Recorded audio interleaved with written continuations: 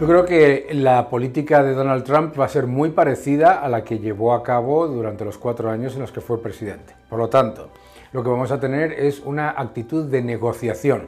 Negociación con el puño encima de la mesa, pero negociación. Es decir, su actitud con la OTAN y con la Unión Europea no va a ser negativa, va a ser de negociar. No puede ser de aprobarse todas las cosas que introduce la Unión Europea.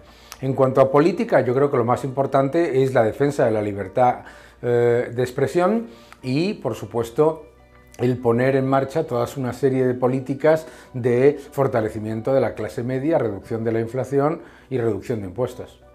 Para Trump y su equipo, la política más proteccionista es la de la Unión Europea, porque utiliza los supuestos riesgos medioambientales y unas restricciones medioambientales para eliminar la posibilidad de que se importen vehículos, alimentos norteamericanos. Por lo tanto, va a utilizar los aranceles como lo utilizó en su periodo de mandato anterior para negociar unas condiciones más favorables para las empresas norteamericanas. Y si no, obviamente, como Estados Unidos no necesita a la Unión Europea en cuanto a crecimiento económico para exportaciones, etcétera, pues entonces llevará a cabo la política de aranceles que ha anunciado. Pero siempre desde un punto de vista primero de negociar.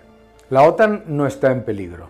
La OTAN no está en peligro ni en ningún caso el apoyo de Estados Unidos a los países de la OTAN. Lo que va a volver a repetir Donald Trump es que los países de la OTAN no pueden subcontratar a Estados Unidos a cero coste su defensa. No podemos estar en una Unión Europea en la que no se invierte en defensa y, por lo tanto, lo que va a exigir es que los países de la OTAN comprometan más de su presupuesto para defensa y, por lo tanto, que la OTAN se financie más por los países miembros y no solamente a través del presupuesto de los Estados Unidos. Entramos en una nueva etapa, en una fase que puede incluso ser un cambio de ciclo, tanto político como económico, porque las políticas de Trump son claramente diferentes de las de la administración demócrata y debemos adaptarnos a esos cambios políticos que van a venir clarísimamente, muy probablemente en la resolución del tema de Ucrania, en términos internacionales y en términos nacionales, en una política más proteccionista de los Estados Unidos, que en el fondo es ponernos en la realidad, más en la realidad de lo que hemos estado hasta ahora. Europa va a tener también que protegerse porque ella es víctima también de la competencia asiática, particularmente China. Va a tener efectos económicos en la medida en que no sepamos reaccionar de forma correcta a las nuevas circunstancias. Es decir, ¿en qué se basa el proteccionismo de Trump? El proteccionismo de Trump está basado sobre la base de una bajada de impuestos masiva para la mayoría de los norteamericanos, optando por ver si el ahorro que experimenta el ciudadano, aunque vaya en contra de su poder adquisitivo, redunda en su capacidad de montar un negocio, de invertir, es decir, hacer algo distinto que consumir.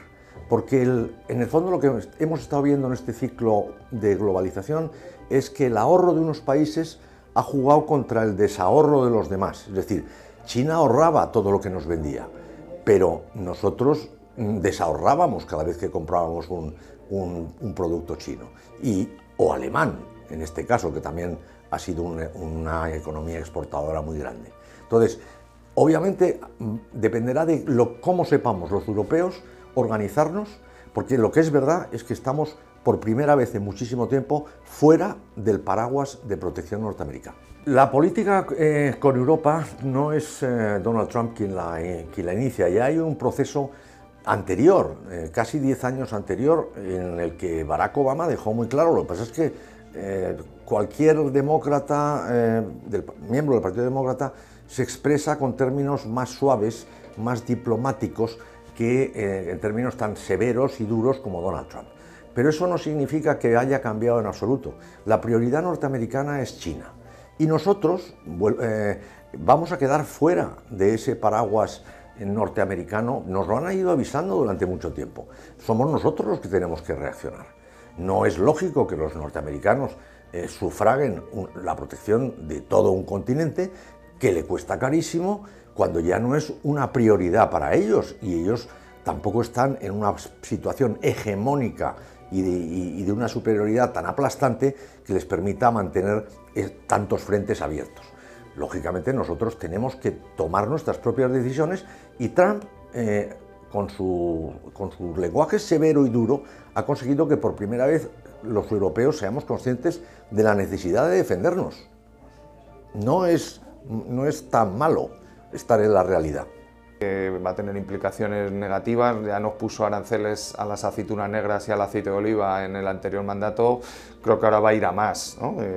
Toda la desviación de comercio de sus aranceles de China se ha ido a México y a Europa, y ahora pues va a intentar meter aranceles en Europa, creo, ¿no? Y va a ser una mala noticia para las empresas españolas, para los agricultores españoles y para los españoles en general. Y luego está pues el tema militar. Ya ha amenazado de que no va a mantener el nivel de gasto que hay en la OTAN, va a haber implicaciones directas rápidas en la guerra de Ucrania, y los europeos, pues como hemos dicho, además de palabras, va a haber que aumentar los presupuestos en defensa en todos los países. La gran sorpresa de estas elecciones es lo contundente que ha sido la victoria de Trump, además en determinados sitios, ¿no? Por ejemplo, la isla de Manhattan, o sea que ha habido el peor resultado del Partido Demócrata en la isla de Manhattan desde hace 30 y tantos años, ¿no? La gran sorpresa de estas elecciones es lo contundente que ha sido la victoria de Trump, además en determinados sitios, ¿no? Por ejemplo, la isla de Manhattan, o sea que ha habido el peor resultado del Partido Demócrata en la isla de Manhattan desde hace 30 y tantos años, ¿no? De votantes.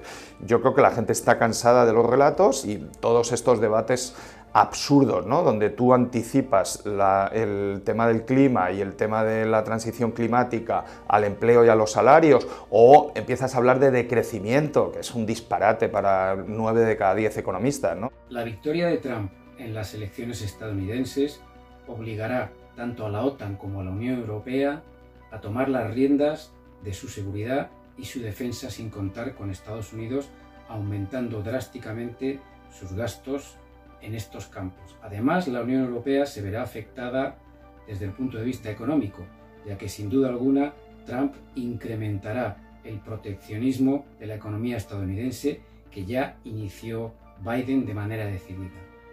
Malas noticias para Ucrania, que sin duda alguna se verá obligada a negociar con Rusia en condiciones muy desfavorables y a ceder en asuntos dramáticos e importantes. Sin novedades con respecto a Israel, ya que cualquier administración estadounidense, ya sea esta republicana o demócrata, apoya sin fisuras cualquier cosa que haga Israel, contentándose con meras declaraciones políticas que Israel ignora sin ningún problema.